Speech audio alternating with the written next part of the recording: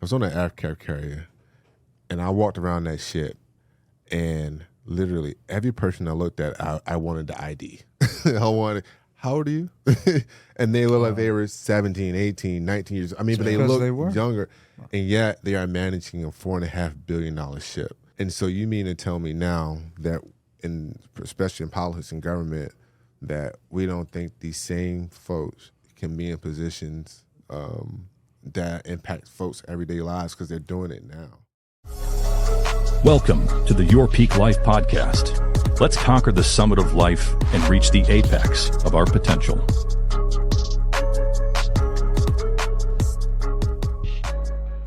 All right, everybody, welcome to another episode of Your Peak Life. Julian Rivera, Mike, Edgar, Edwin, and we have a very special guest, but let me tee this up really quick, okay?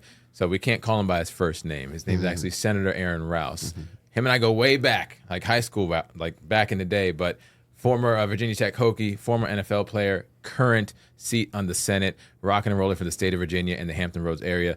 Mr. Rouse, thank you for being here today, sir. Thanks for having me, Jay. Julian, I call you that. Yeah, you can call me that. It's all good. Thanks for having me, bro. I appreciate it. Well, hold on. First question. What's up? Do you guys have nicknames? I got a nickname, but I can't share it. Yeah, he got a nickname. No, yeah. I mean, that's Jules. I've always been Jules, man. That's what it is. Jules, other than my DJ huh? name. Where'd that come from? That came from the music? No, back then, I started DJing senior year at high school, but I didn't really start. That was a hobby. You know, that's when it was two turntables and a mic. That's when you had an MC. Cool. Showing age. You know, actually, I had my vinyls, which I still got, but just to be clear. But no, I didn't have the real DJ name until after that. And be clear, I don't share my nickname because it's reserved for family. So like when I'm out at big events and they try to get my attention, I know that's my family. Like somebody that actually knows. I don't want someone thinking like I got this crazy. Right? Nickname. No. Understand. That's my wife. I know her as Cookie and nothing else. So in the military and business, she goes by Rita. I can't call you that. Yeah, that's right. I've never called your wife that, bro. No, because you've never heard that name come out of my mouth. So not once. Did you ever go to Julian's events when he was DJing back in the day? Did you see him young? He DJed my wedding. Yeah. Oh, wow. Yeah. Mine too. Yeah. No, I mean, Julian, he was always like, just a cool guy. I don't think he ever got in like a fight or anybody was ever upset. Like, he was always been a cool guy. You know what I mean? And so for me, I was like always in sports and working. So yeah, I mean, I've known him forever. And every time my nonprofit rouses his house, and I'm like, hey, we're gonna have this event. Can you show up? He's like, let me move some things around there. And he always shows up. That's dope because he's never moved stuff for me. Well, speaking of the nonprofit, but go ahead. No, I just had a random question. Like, usually when you're playing sports at a high level, there's always one person, right? That you're like, that's your like nemesis, or that's someone who you're like competing with as far as numbers, as far as status. Who was that? Because I know in your era, there's a lot of football players that came from this area. Oh, for sure. Right? So who was that player that you kind of had your eyes on to be like, to motivate you, or was there something? Yeah, there was. I never needed or watched other players to be motivated. I was always like, I didn't like anybody on the football field, right? I wanted to just be like just a menace. And then also I think my biggest thing was giving respect. Obviously the Bruce Smiths, the Allen Iversons, the Michael Vicks of the world are incredible athletes from this area. And for me, it was always about respect. Like, I wanted you to know my name, too. So when I was playing at First Colonial, it was, oh, you're going to know who I am when you left this field because you're gonna feel me, So that was my mentality. In fact, I shared with our Hokies today. I had an opportunity to speak to Virginia Tech football team before they played ODU, and we won that game. But I didn't even want you touching me on the football field. Like, don't touch me. Like, straight like that. All linemen, offense, I don't want you touching me. I see the change, the way you told me that. Like the change from like senator out there, where we were just talking. You went from senator to menace. Wow. But that's our era of football you could play. Yeah. In today's game, I would have to play receiver. I couldn't play defense because I was too aggressive, too physical. Yeah. I would get a targeting call every game. Had to sit. Literally. Yeah, I couldn't play this year. I mean, the thing is, too, I'm just calling a name out, Travis Hunter. You were him in high school. You were playing both sides of the ball. Yeah. You I were never in the came whole off. game. Yeah. You know, only if you needed like a Gatorade for one play. But Yeah. there was 1,000 plays in the game. You were in there 999 plays. I never came off the field. No. And even in basketball, I played Yeah. every single position from point guard to 5. I guarded everybody on the court. Never came off the field. And shout out to Travis Hunter. He's a special player with incredible motor as well. And it's just something like I never got tired. You know, you just never. I just always going that drive to get that tackle, to get the interception. You know, to defend that player. It's just an innate ability that certain people have and don't. Like when other players get tired, it's be like you tired? Like what have you done to be tired? You know what I mean? Like, you run on kickoff one time and you tired? Like I don't know I didn't know what that was at the time, but I can tell you now as a 40-year-old man, I get tired very quickly. Yeah, and I was going to touch on that. As 40-year-old man, you're about to have a baby this December. Yes. Shout out to your wife, Thank who you. December. is Jennifer. Shout out to December. also right. in government, Yes, right? yes. How is she yes. doing? She's right now, you know, she's ready for it to be over with, you know, obviously carrying another life is like it's so much work. Oh yeah. But you know, she's an incredible woman. She's getting her PhD right now. She's serving city council. She's a professor at TCC. Wow. So I just try to make sure I rub her feet, rub her back, you know, provide her all type of meal, anything she needs. I'm trying to make sure she's there. But she's incredible because she didn't start out wanting to be, you know, in politics or even serving government. I think from the years of watching me on city council and seeing how much change and inspiration we were providing for our community, she stepped up to the plate and was like, I want to do this because we made so much progress in this city that she felt like, hey, we would lose it if we don't have someone else continuing that. And she stepped up to the plate and won her district. She won her district by a large margin. And here's the thing: what people don't know, like her opponent raised $160,000. We only raised like $19,000, $20,000. Wow. And that to me is a testament to, you know, us being a part in our communities. Yeah. Absolutely. And not just around during election time. No, I mean, that's amazing. That's a testament to what you guys have done. I mean, just leading up to you even jumping into, let's just say, your peak life in the political realm, you were already giving back. Yeah. In that intermittent time outside of football before you got in there, there was a lot of pivotal choices that you had to make this choice. Yeah. You know, what was, if you can narrow it down to one, what was one of the peak choices or just light bulb moments that, you know what, I'm in this time, I made it, I did those goals, what's my next goal and how I'm going to achieve that? That's a great question, Jay. I think for me, it was, you know, I'm a sociologist and I got my degree from Virginia Tech in sociology, and I needed to understand why or how I was like very few of people that looked like me with my background that made it to college, right? That made it to a great 4-year school and even going out to the NFL. And then, so going to Richmond, because I got invited to go to Richmond, my godfather, James Church, invited me because he was in the auto industry and they were lobbying, you know, for the industry. And I was like, man, I don't want to go to Richmond, you know? And I took him up on the opportunity to go, and I went and the light bulb went off. And so it's like, when you know better, you do better. You know, when I knew, okay, it is important that we have people in these positions that allocate resources, whether it's for education, housing, transportation, criminal justice reform. Like, I knew better now, and I thought, I can't just turn this off or not, like, pay attention to it. Right. Like, I want to serve. My biggest thing is I don't want any kid or this next generation to go or have a life that I've had in terms of having always to overcome some adversity. You know, I always want to make sure I help provide like people better their lives by being in a position that is more impactful. Right. But now you're in this position, good. and you've made these levels that now you're running for lieutenant governor in 2025. Yeah. That's huge, Yeah. you know.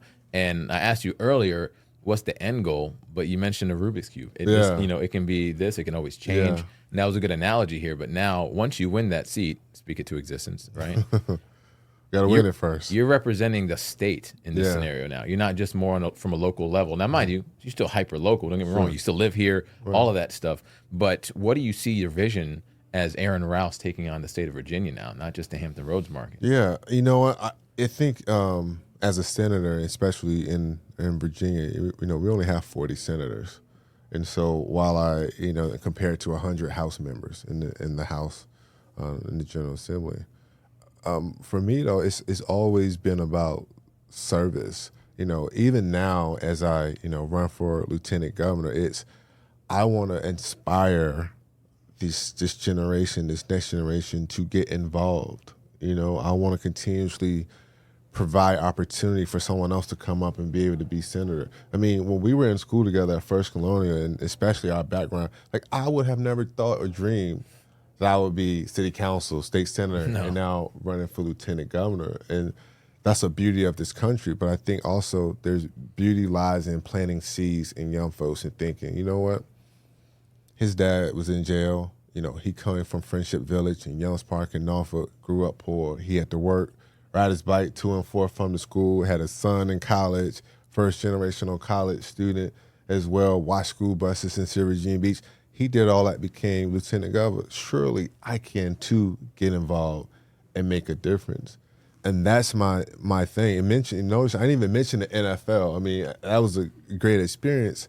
But I want to have make it really real for folks, especially young folks, to understand you can be whatever you want to be, right? And I want to help do that. I don't want them to have to, worry about the next meal or being accepted for who they are or, having a chance to go to college or get a skill. Let me, while I'm in government, let me help provide you those opportunities so you can try it out. Right. You may not, you try something out you may not like, that's not for me, but go do something else. But I don't want anybody to be having to feel like they're not good enough.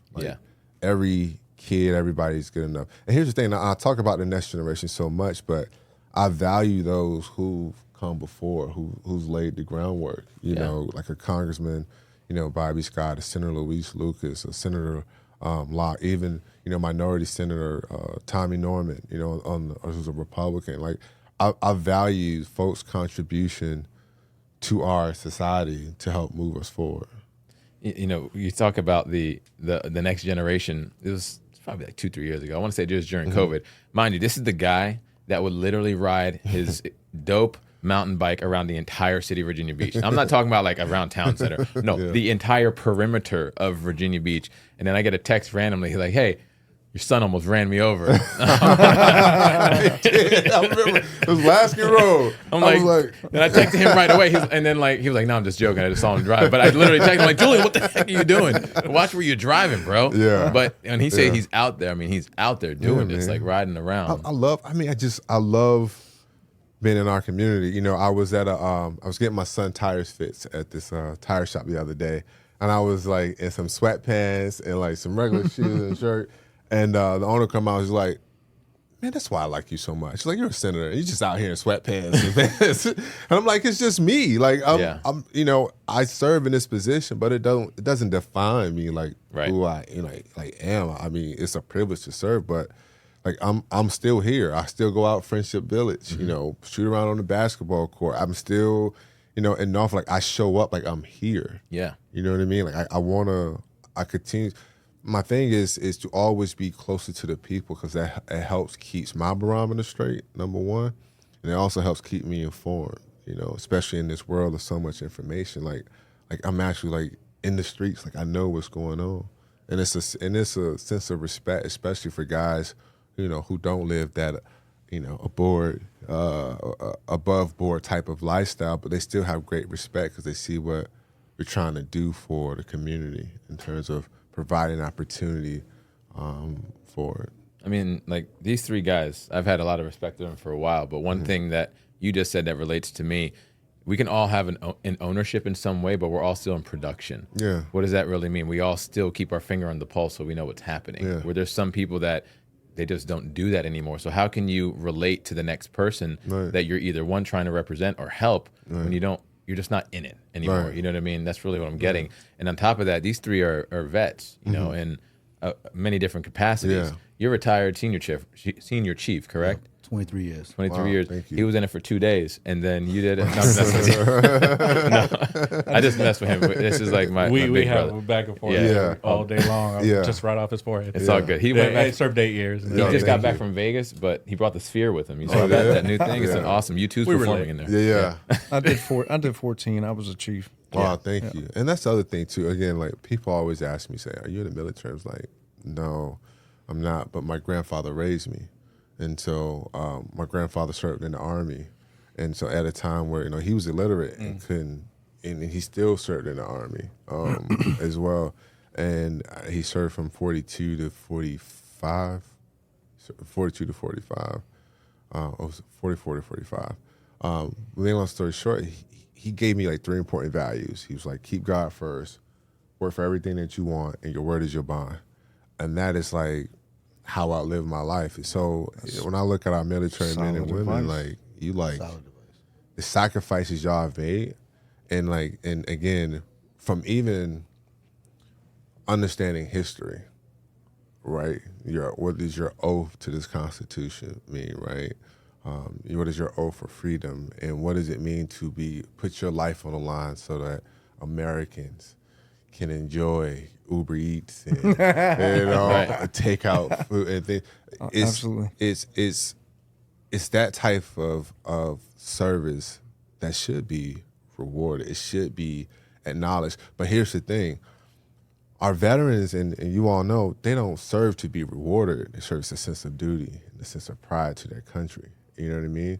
But for a civilian, someone who that should be rewarded. I mean, what, less than 1% of people in America serve? That's correct. You know? So, like, what are we talking about? It's crazy. It's Especially when- crazy that you knew that stat. Yeah.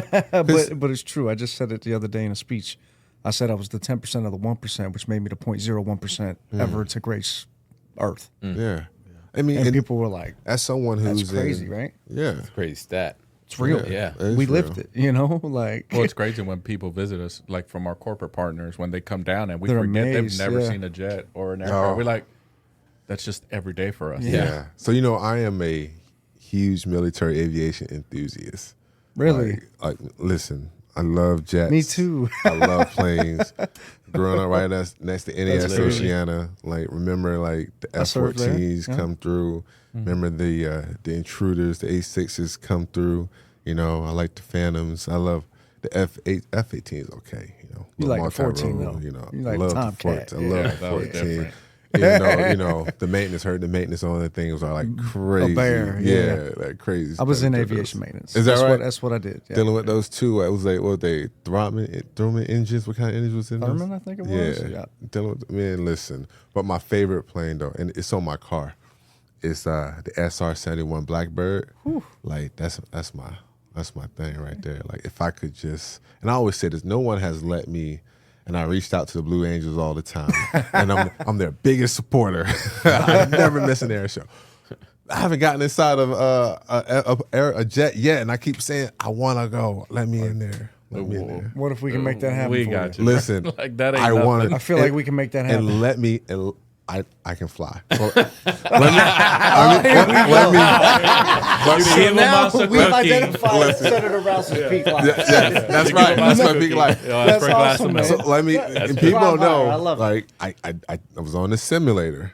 At NAS Oceana, they have the simulator, right? Where you can practice landing on an aircraft carrier in the real life simulator, F-15 simulator. That's where it grew. It's the only one that did it on the first try, called the third wire. Nice. Oh, damn. nice. I'm nice with it.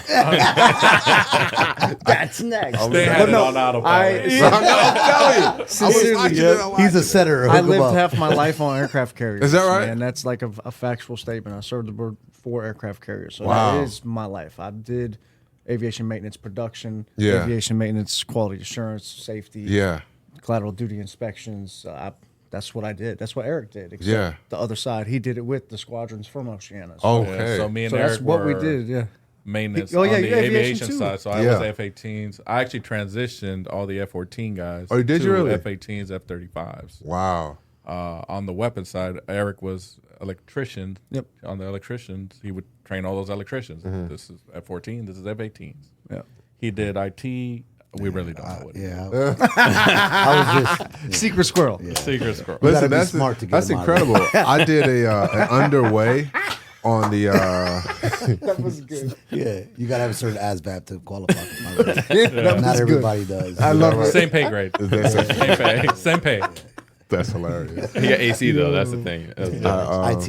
IT. I did a AC, underway air on the. Oh yeah, no, 100%. Yeah. I don't sweat. I don't like to sweat. Yeah, you unless were it's inside all day. so. Pickleball. Yeah. Do you pickleball? Nah.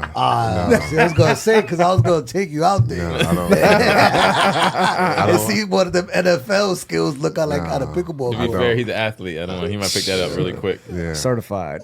No, but I was saying I did an underway on the USS John C. Stennis. Okay. And it was one of the most inspirational things like I've seen because It's number incredible. one, you know, I'll walk around. First of all, I thought I was really good at navigation. Like I usually have my bearings and know where I'm at.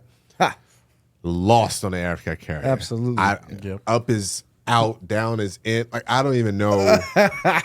Like you know, I don't know how y'all do it. I'm nice with it. But you have to be Super. nice with it. But one of the most important things, and this is why it has actually helped me in terms of providing opportunities to young folks.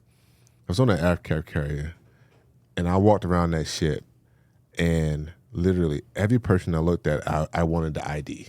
I wanted, how old are you? And they look like they were 17, 18, 19 years. I mean, but they Because look they were. younger, and yet they are managing a $4.5 billion ship. Yep. And so you mean to tell me now that, especially in politics and government, that we don't think these same folks can be in positions that impact folks' everyday lives because they're doing it now. Yeah.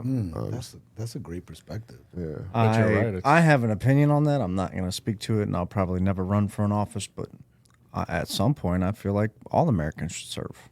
And you Yes. actually said it out there. Yeah. To some capacity, you serve at a different capacity. But like, I know that I learned a lot of things doing that. Yeah. A lot of that has to do with why we're successful here. Has to do with why we can sit down and have an articulate conversation with the senator. Why we can procure partners like Julian. I'm not from here. Yeah. Built this from the ground up, you know? So a lot of what you're talking about resonates with me. I'm sure some of the people in the room are like, we sound a lot alike, and it's just been a cool experience. So thanks for coming in. Absolutely. Thanks for having me. Thanks for having me. Incredible. I was love for it. sure you was gonna go into the Chevelle. Oh yeah. got No, a I mean, Chevelle? really, man. I come Good from call. struggle. I'm from Ohio. I grew up in foster care. Okay. Didn't grow up with my parents.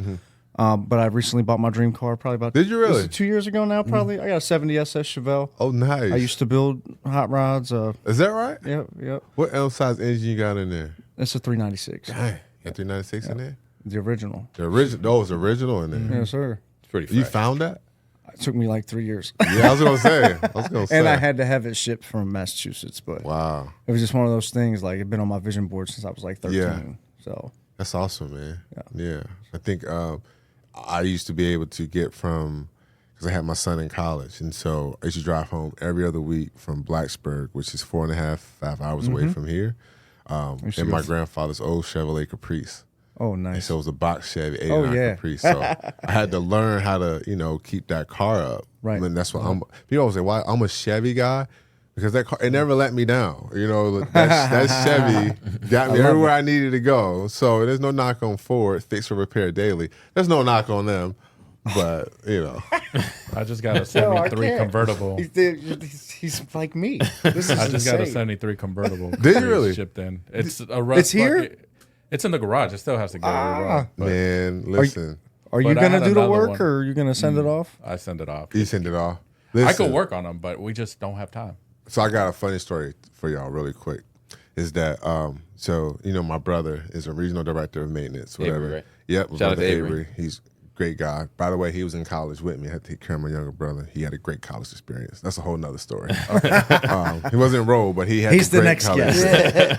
So he's coming back. And Senator so Rouse. he found this 2001 C5 Corvette, and it's been sitting for like years, right?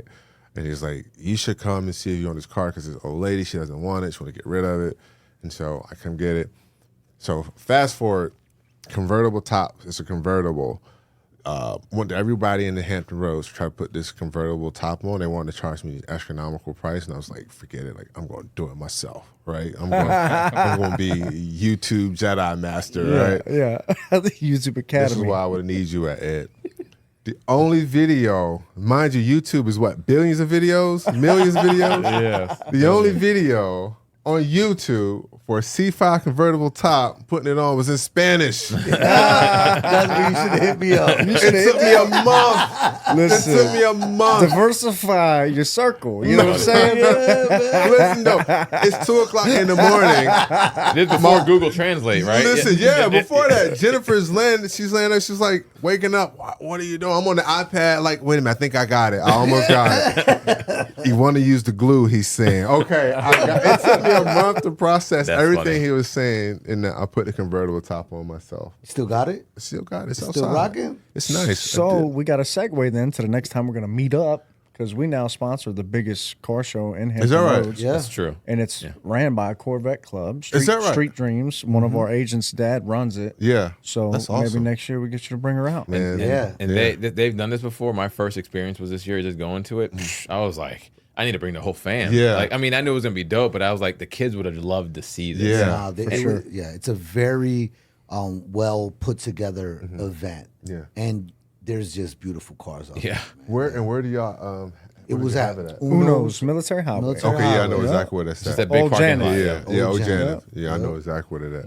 See, most people don't remember the movie theater used to be up in there. See, I've been here since, I know I probably don't look it, but I've been here since 05. So Okay. it's this is home really at this Yeah. point. But I came here for the Navy based out of Columbus, That's what's Ohio. up. I need to ask you something. And I was 17, like you said, You from Ohio? You root for the Buckeyes? Is that your team? 100%.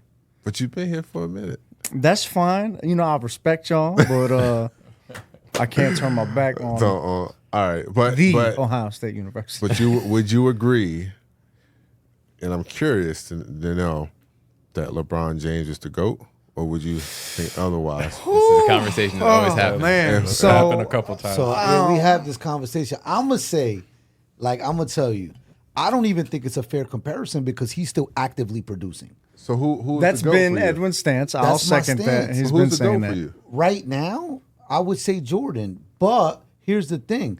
We can't even have that conversation. If you're going to ask me after LeBron retires, it's going to be LeBron, in my opinion. Well, like, okay. and I could give you so many different reasons. No one ever came into the league at 18-year-olds and had the pressure that he had to deal with. No one else has put their son in a position to win on the Lakers right now. And that top That's Zero just a issue. different. GOAT That's a different thing. conversation That's done yeah, right for there. me. Yeah. Because I'm a dad, I'm a father. Y'all know my daughter's in real estate. Like, he executed his career better than anyone else. All-time leading scorer. But yeah, Yes. okay. So I'm from Ohio. Basketball is actually my favorite sport. Is it really?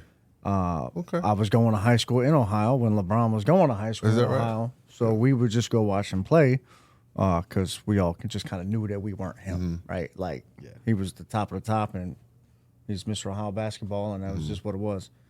But to answer your question, no, he's not my GOAT. Who's your GOAT? It's Michael Jordan, hands down, all day, every day, till I die. So Noted. my reasoning is that Michael Jordan never jumped ship. Oh my goodness. It's just one. I'm listening. Michael Jordan had to defeat the Lakers, the Celtics, and the Pistons, which were the three best franchises to ever exist. Stop it. Am I wrong? Stop. I'm the- just saying. You know the So- Michael Jordan was not until Phil Jackson got there and put a team I around won't him. disagree with that, but he still went through that But 9 LeBron didn't years. win either until he got with who? To who? I mean, he wasn't really winning. He would make it up there. Le- It's same thing. I would say Well- like trajectory, like LeBron like Jordan. won a championship in Cleveland. Yes, which is legendary. In Like Cleveland. I How can't long did it deny take that. him to get there? I will. And It's a long time. no. The question should be, how long would it take Cleveland to win another one? They might never. Oh yeah, well, Exactly. They're like But- the Rams, right? Exactly. My biggest thing is Rams are this. good. I look at what we used to call in the Navy as sustained superior performance. Although LeBron was always the best player, he wasn't always the best leader. Michael Jordan is hands down a better leader and a better teammate. I think and Scottie somebody Pippen would disagree with you. I'm a I Laker mean, fan. if I was Scotty, I'd be mad too because I was always in his shadow. You know what I Bruh, mean? when Jordan left, the Bulls were still winning because of Scottie Pippen. But they didn't win it. They Jordan- didn't. But listen, But they though, didn't win a chip because he you know did what I'm that extra, saying? but Like, vice versa. They wouldn't have won without Scottie Pippen. But I'm I a Laker agree. fan, Or and Dennis I agree. Rodman. Or That's- listen, I know. Yes, I That's agree. the reason I didn't like when LeBron showed up to the Lakers because I feel he's not a good leader. But who's your GOAT? Same thing as Jordan. Okay, I put him over Edgar. Yeah. So I'm assuming you a LeBron. Absolutely. Listen, I have great respect and admiration for Jordan. Like, I think Jordan, I mean, hands down, is incredible. I mean, you know what I mean? Or especially what he did. Hold in on, his hold on. era. Before you say what you're Sure. about to say, when we started this interview, you were like, I don't want nobody touching me. I don't want nobody looking at me. Yeah. That's how I feel about Jordan, a Kobe. I don't feel the Versus- same way a versus a LeBron. LeBron. Sure. That's Yeah, who I want yeah. leading the But team. this is the thing. Jordan, death and Kobe, Mamba mentality, Jordan killer instinct, Yes. incredible. LeBron just played the game in a way that was more encompassing, right? It's Jordan's going to take the shot, and Kobe is going to take the shot. It could be a wide open. I will agree with that wholeheartedly, and I think that's why I choose who I choose. Yeah, My word which is fine. My word is tenacity, ferocious. Like But if I'm going into Kid, that war, killer. if I'm going to war, I want Michael Jordan Listen, because I watched LeBron go to war many, many days as a young boy in Ohio and a Cleveland fan. he made the right decisions. Yes, but also there were times that he got saved by somebody like a Kyrie Irving who snapped for 45 back to back. Like Jordan didn't get saved by Pippen. I never seen Scottie Pippen score 45, 55 points, man. And I watched Listen, every single playoff game they ever All right, played. homework assignment. I'm gonna Now- get some data and come back for you. Because But I don't know enough. I about can it. enjoy and appreciate a Dennis Rodman and the rest of the squad that was with him, but nobody ever played like Michael Jordan, man. Okay. Like you got to look at his cultural icon like impact. I was just at Agreed. the University of Michigan's training facility, and they're the only school in the country that's sponsored by Jordan on the football field. And you walk into this room, and it's just there's an Air Jordan symbol there. That's A UNC sponsored by Indy. now, but like he was like. Listen, I'm not taking. You can't. In speaking the support of LeBron doesn't mean I take any way away from No, Jordan. well, that's the thing. Oh, I love no. LeBron too. So it's yeah, like, no, we all agree. it's- He's yeah, like I'm athletically, MJ. everything. know, We're Yeah, gonna yeah. watch "Come Fly with Me." So right, I- like, come on, like, "Come Fly with Me" was a video I watched before going to Ducket Court. So like, he- you know what I mean? Like, of course. But I just look at LeBron. To me, man, I don't remember a season that he wasn't the guy since he came into the league. He's still averaging still the over guy. 20, 26, 27 points So a game when at 40. he won. So he won in LA the year Kobe died, and I was like, "That's legendary shit." If he wins one with his son on the roster, I was just about to say this. I will have to, hey, like that's you it, know, that's If he like, wins Why this does year the with his goalpost son, always move for LeBron? Like it always moves. He has moves to it. win with his son, and then when his son be able to get paid, he got to be a granddad, and he got to win with him too. Hold on, I got a moves question it. with you. This is totally off topic where we're at because I wanted to ask you this Yeah, earlier yeah. while you're out there. Did you ever talk to your dad, or what's that scenario? Yeah, you know what? That is a great question too. So Because my dad was in prison also. yeah, I mean, And the mine. last I seen my dad, I think I was in junior high school, and he was always in the streets, and my mom let him stay with us night, and I don't know where he was, but he was there one night and he stayed. And I didn't want to go to school the next day because I didn't know when I was going to see him again, and then but he was like, "I'll be here when you get back," and so I get home from school, rush home, and he's gone. And then the next thing we get, my mom is, we see in the paper and the news that he went to jail, he was in prison, and he had 63 years in jail. Okay. And so for me, it was hard because, I'm going through all these, life things, son, family, college, all these things, and working, and then he would write letters, and then it got to a point where I was like sending my dad money through JPay, and making sure he could eat and, make sure he had clothes and shoes and the video media in jail, so I knew about all the prison, like Put money on the books. all the time. I knew about all those things. But ironic, it's crazy because, and this is a whole, like, I could spend like a whole another segment on this, but so my dad just made parole 2 years ago. Okay. 2 years ago, after 24 years, serving 24 years in jail. And here I am, my sisters and I, we're all like excited. You know what I mean? We're still like, we're excited to see our dad. And he got out and seen him for a couple days and was like, I'm gone. Like I'm doing my thing. Like it wasn't like this focus to learn our kids. Like we're grown. We got kids now. You know what I mean? Like, and we have families ourselves. And here we are, basically supported your whole time you was in prison. And now you get out and you're like, that sucks. You know what I mean? Does that put closure in that relationship there? That's I don't think you actually get closure. I think you get hardened in terms of like, okay, he has every right to go live his life. Mm-hmm. You would think he would want to get to know his kids that he don't know, right? But I think there's also maturity. Hurtful, absolutely. Yeah. Yes, very hurtful. No closure, because even now you're like, damn, I wish I could share this with my dad. I wish my dad now was it's the around. grandkids. Right. Yeah. Right. Exactly. So, and protecting them from it, because when he got out, all the family was society. Like they got to meet my son, everybody, all our nieces and nephews. He got to meet him. It was like, this is our dad, and that was cool. And that lasted maybe a week, and then after that, it was. Yeah, because we've had those conversations. Whereas like mom's working all day, you have those daddy Sundays at schools or whatever activities happen. You don't want to go with your uncle. Like that ain't my dad. Right. That does. I think a sense of embarrassment, or I can't think of the words when those days would happen at school. Right. It affects you as a child. Yeah, it's off. If to put it in, I guess, simplistic terms, in terms like you know your dad, you have a dad. Right. This is your uncle, and even though everyone else might not understand that dynamic, internally you feel that, as someone like you feel that, hey, why am my dad is not here, and I think that a large part of me, football was a great outlet for me. I'm telling you, like that was your therapy. It's therapy. Allowed me to be physical, without getting in trouble. Oh, absolutely. And I've always, again, people don't understand when my experience has been, before my grandmother died, like I was a kid. Like I just knew KB Toy Store, I knew Toys R Us. Oh yeah. Buy me Christmas, grandma, Thanksgiving, that was good. I knew that. After my grandmother died, and this is why I appreciate my grandfather more and more every single day, because when I try to understand his perspective of born in like 1918 and coming from sharecropping, like sooner you're able to walk, you're working in the field.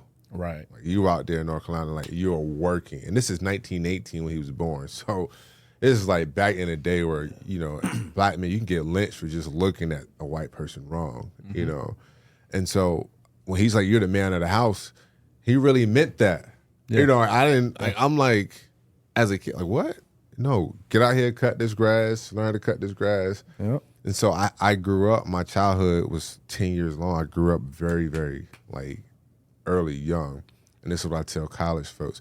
I didn't mature. I had a sense of maturity from terms of working, but there's another sense of maturity from communicating, understanding where you are, how to express your feelings and things of that nature. That's growth. Like, you have to grow from that. But I was always the voice of reasoning, like, in our group, even in college, talking to my friends, like, no, I don't do that. I was always like the old man in the group going, you shouldn't do that. No, don't make that decision. Because I was already making those decisions at, 10, 11 years old. Yeah. And so that was my process. And even now, from an athletic standpoint, kids don't, like, these student athletes and athletes don't know how to speak up for themselves in terms of, I should be the starter. I want to be a starter. I'm going to go home and complain to my mom and dad, and now let my mom and dad come talk to the coach, and my son should be. It's like, I don't know what that means.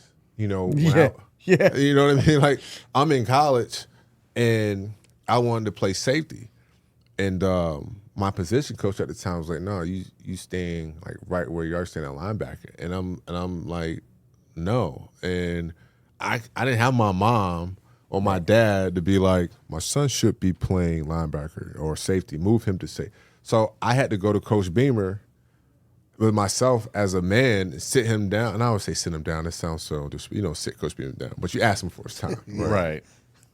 I go to Coach Beamer and I go, listen, I know I can play safety. This is why I can play safety. I want an opportunity. And Frank gave me that opportunity, But it's like you have to be able to speak up for yourself. And that is like what I try to instill in our son, our kids, is we are here, but you got to experience life too. You have to be able to get out there because we're not going to be here all the time. They say our duty and job as parents is to prepare our kids for when we're like, for the life, like we're not there. Like that's why I never like participation trophies and things like that. It's like 100% agree. Like either you win or you lose, but you're going to learn something. Right, it feels good to win. Everybody worked together, and you won. But also lose. There's no reward. That means you need to go and work harder. Learn how to work harder to be successful. Like you work harder, usually equals success, but a lot of times it don't. But still, then you still are a better person than what you were before you started. And I think that to me is like quality of like life skills. You know what I mean? Hearing you speak just automatically puts me into how I feel about my daughter. So my daughter started real estate. She's doing she's doing phenomenal. Yeah. We take our top 25 people on a trip. Top 25 realtors, we pay for a trip. My daughter's like 27, 28, around there. And everybody's like, oh man, she did a good job, why don't you pay for a trip? I'm like, hell nah. She ain't making the trip. Like, she's 26 or 27. That don't matter. She ain't 25. Right. And it's just, like when people are like, yeah, but that's, no. Yeah. Like, you have to have a standard. Yeah, you have to have a set boundary. that expectation that doing your best is going to get the job done, because reality, doing your best may not get the job done. Right. And not only that, you, as a figurehead of this company, 340 people, you do that for your daughter, how many people are going to turn around and ask for it? Yeah. Why is that happening? Why is this? Why is that? Like, no. Nah. And you don't want to have to think like that, but that's the truth. When you're leading hundreds of people, a lot of times it's just simply optics. But obviously Leadership we know is you and hard. Taina are super close, and she ain't going to have no hard feelings either way. She's like, you're right, I'll be there next year, Pops. Like, because you instilled that in her growing up. Like, that is the standard. She doesn't. She won't even accept the participation trophy if you tried to give it to her. If I said, "Hey, come on the trip with me," nah, I ain't like, make it. Facts. Well, nah, I'm gonna be on the list. Yep. And that's just kind of my mindset as well. Participation trophies are a thing of the next generation. It wasn't mine. Right. Yeah. I got a question for you, though, Senator. Leadership wise, because I heard a lot of you just kind of being a natural leader. Well, some people might call it natural. They say that to me too, but I don't think that's true. I think it's a product of our position as children.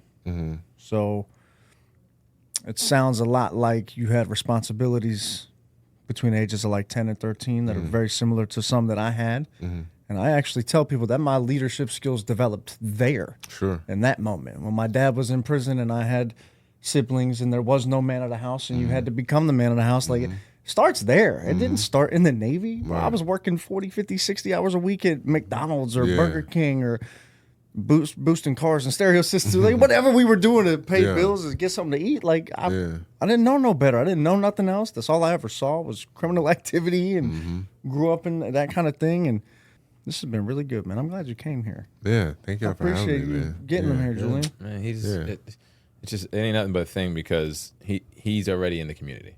He's already involved. He practices what he preaches, but he's been doing that since day one, before I even knew him. So it's more of a, now it's scheduled. We all live in this room. We all live and die by our calendar, right? So we can forecast ahead of time. he and Jennifer will always make anything work, but Yeah. she gets a pass because she's holding your baby right now. Right. Okay. Thank you. I appreciate it. No. But Vince Lombardi said, leaders are made and not born. And I think we all have different leadership styles. You know, there's some leaders who like, right, you do this. Some leaders just lead by example. You know what I mean? And then you have some leaders who are just like, very, very quiet. And they always they're very observant. And then they pull you and they give you some direction. And, so the leadership styles is different. But my thing has always been especially, you could probably relate to this, and especially in terms of politics, is to be an effective leader. You got to accept responsibility, accountability. If you're not getting the job done, that's on you. You know what I mean? That's on terms of me. I can't say, because my upbringing be for example, if I didn't make enough money cutting grass to, get my hair cut, I can't blame somebody else. That's on me. I didn't get out there enough and make enough money. That's on me. I'm not looking to blame someone You don't pass else. the buck. Right. That's something we said on the Truman. Right. And something that stays with me today in terms of, and I'm still trying to find the answer to it. And it always constantly evolves. But there was a student at Lansdowne High School, and I was speaking to them, and it was asking me all kind of questions. And this young lady, I'll never forget it. She asked me, she said, how did you keep from becoming bitter after all the stuff that you've been through? And to this day, I was just kind of It's a great question, right? And I'm well, I never wanted to blame somebody for my position. I just always felt like I'm going to better my situation. But even that answer sufficed for the moment. I'm still going wow, that's that our kids are asking because they're upset, or maybe they feel like somebody wronged them, and they go, well, how did you keep not from coming bitter? And I'm just I don't know. I never had the luxury of sitting back waiting for somebody to go. Nobody's coming to save you, got you. man. Yeah. I think that's probably what it was, right? You know what I mean? Yeah. And yeah, I guarantee you. I tell Mike this all the time. I grew up regular poor, right? He does. He says it all the time, man. Bro, I don't have no lifetime type story. I was poor. Everybody else was poor too. Yeah. Right? So I have this, where Mike's story is foster care. Yeah. Father arrested several times. Mom on the wrong path, just like the dad as well. Yeah. Grew up in a foster system. Stepmom took care of him. He's been fighting shit his whole life. Yeah. Even in the military, right? I always tell him the reason why he's successful now is because nothing he will experience as an adult will overcome the major hurdles he had to overcome as a child. So all of these things that we face in business, that we face at the company, in the grand scheme of life, it's never going to be as big of a deal as a 10-year-old kid whose both parents are not around and he's being raised in poverty by a stranger. Yeah. There is no business situation that's going to trump that scenario. First world problem. Yeah, And talk about first and world problems. but I hate my Mercedes. It can make it You know what I hard. mean? It what are can you make it talking hard to about? connect with people, Yeah. Which is why I spent, man, I don't even know the last year and a half now doing all this training and the public speaking and the writing and everything. And what you do in that is a lot of concept creation Sure. and self-discovery. And the word that I found, because I just recently, after 18 months of going down this rabbit hole, a guy that came in, his name's Roy Vaden. He's helped 30 plus people do Wall Street Journal, New York Times bestsellers. I'm talking Eric Thomas, Ed Milet, huge names that. And he said, you have to be able to boil your personal brand down to one word. So I took my top 10 traits and I'm racking my brain all night. I can't think of it. And I finally broke down and used some technology because I'm stubborn.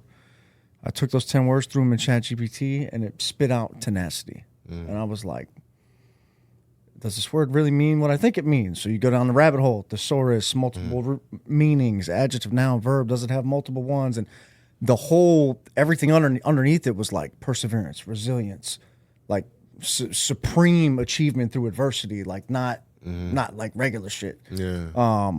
And that word defines people like you and I.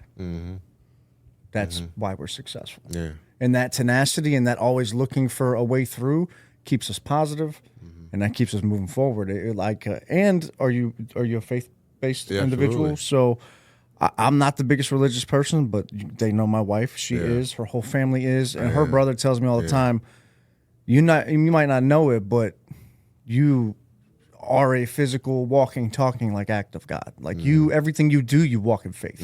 Because my belief in everything that I do is just so strong. That's right. This podcast didn't exist. Now we're sitting here with a senator who used to play in the NFL. Yeah. I'm just a poor orphan boy from Dayton, Ohio, man. Yeah. Like that's different. It's different. It hits different, you know?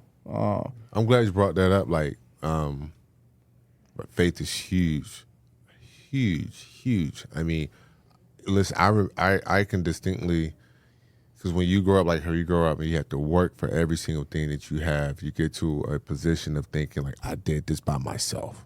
Like I did all this. Nobody else did this. And that's a limiting belief, isn't it? Right. And then God like show you, no, I did this.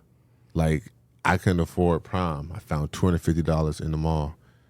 I didn't know how in the world I'm gonna get back and forth to see my son and his mother. God provided Chevrolet Caprice for me. I didn't know how I was gonna go to college. I got a full football scholarship, right? Like I didn't know how I was gonna take care of my family, take care of me. And even then, after I was after my car accident, God provided more opportunity for me to be in this position. So for me, it was the realization is everything that I think like I'm doing. We have no control over it. No, it's like, no, it's my faith in Christ. And it's the simple fact of like, humble yourself. That's why like I can go into meetings with anybody, especially like Republicans, and I don't have to feel like I'm the smartest man in the room or even feel like I have to. You just be you, man. Right. Authenticity. Like, let's just find out where can we find like the common ground. Yeah. You know what I mean? Like, and I'm not going to demean you. I'm not going to personal attack you because I know like who I am, but I also know that like I'm nothing without like God. Like every opportunity that I had in my life, even go all the way back to like Young's Park where I was living in Norfolk, and you know the things that I've seen, you know, like I've seen gun violence at like 8 years old, seen a man like get shot in the chest. Yeah, you know what I mean. I've been very close to 2 mass shootings, Virginia Tech and in the city of Virginia Beach. Like I've seen it all the way around, and yet still like I still have this positive outlook for us, for human beings. Like you didn't lose faith in humanity, right? So when you help a lot of people, which you do, and so do we, sometimes that's hard. So I'll tie back to my last question. What's the biggest difference in leadership for you from like being a leader in a locker room versus being a leader in your community? Well, much like the military, a locker room, you better take orders. You're going to do what I say, you know? 100%. And it's trust. Different. And trust, like you have to trust in me, or, you know, I'm going to go out there, I'm going to make the play myself. But you base that on performance, right? Right. Community leadership is different because you have to earn that trust. I mean, you have to earn trust in a football field too, but in a community, like, you really have to earn trust, and for me, it comes with being consistently like available and being consistent in your actions and consistent like in your values, and even in like politics in terms of being leadership, like there's tough like decisions like you have to make like all the time, like very tough decisions, and I have to remind folks, you know, like I truly am here like for your benefit, but it's because like. Now, because of people who have sat in positions of authority for forever, since the beginning of time, have abused authority. So people are like, I don't believe you're saying. But through being consistently, available and having the consistent actions, I've earned your trust. I earned your support. And now having the record to show you, you know, like, no, this is actually what I've done. You know, I've been consistent in that. Right. So, but it's that, man, is earning people's trust and not expecting it to be given, right? You have to work for it, like, and you have to humble yourself. Like, again, I go to like folks, like I visit churches all the time. I get invited to go to churches. Yeah. and pastors be like, "Oh, we got you here in the front row," and it's like, I want to sit in the back. Let me sit in the back, because it's like you read the Bible, it tells you like, oh, they want to come and be at the front, at the best seats in the house, and be at the front tables, and it's like, I just want to be part of the people. I want to be here with the message. Like, I don't ever want to be like, or anyone to feel like I sit above you. No, I'm like one of y'all. Like, I have my own experience as well, but I'm here like to work with you. I don't want anyone to ever feel like, oh, he's like up here. Like, nah. No, like, there's a similar scenario. Like, when you go out to places, they're gonna try to do that to you no matter where you're at. Yeah. Because of a seat that you sit in, because of a status that you worked for. Yeah. Like, I go to see Qbert, DJ Qbert. You know who Qbert is, LA legend. He's at Seaside. I'm there like, hey, you want to sit over here? I'm like, I just want to be here, bro. Yeah. Like, I don't want to do anything else when I'm going to these shows. I'm gonna go to a concert. I want to sit where I want to sit. I don't want to have that special treatment. Yeah. If I want to, cool, but I appreciate it. Yeah. But that is a servant attitude, though. Yeah. And most people don't have that. Yeah. You know what I mean? Once they get to something, I always like to say this, when somebody starts getting money, it's going to show their true colors. Yeah. In theory, that's really what happens. Yeah. Somebody starts getting status, the same thing. It's just, so are you going to keep it or you're not? And you see that a lot in a different world that we don't see all the time. Yeah. We have a different perception on what we see from social media, in the news, whatever the case may be. You see it from the inside. But to be able to say that and actually follow through is huge. I can say that because I've seen you forever. Yeah. You know what I mean? I know the steps, but I think everyone else does now because you're doing it. Yeah, I mean, it's a level of respect when people, they visit an establishment and they go, oh, we got this here. It's a level of respect, and by all means, like, I feel so appreciated by it, but it's never expected. You know what I mean? It's like, you shouldn't expect. Don't expect that. But back to New York real quick. I love New York because when I went to New York and I first go to New York, I've been there a million times, but the meatpacking district have all the nice restaurants and everything, right? And so I called one time, I was trying to impress Jennifer. Okay. I was like, oh, get us reservations. We were dating. And, I got us reservations, and I said, oh, I'm a New York Giants player, and they got me nice seats. I was impressing Jennifer, and every time I serve her and the manager, I was like, thank you so much, please, and thank you. And he was looking like, where are you from? Where are you from? I was like, I'm from Virginia. He was like, because it's New York, they deal with celebrities all the time. It's like, and not to say I'm a celebrity, but they just deal with people and those standards. He goes, they never say thank you. People never say, please and, thank you in types of being gratified. I was like, no, I was raised better than that. You know what I mean? Like, I can't, like, thank you for what you do. And even now, you all would be amazed that in city council as well as state senate, you are essentially in executive positions.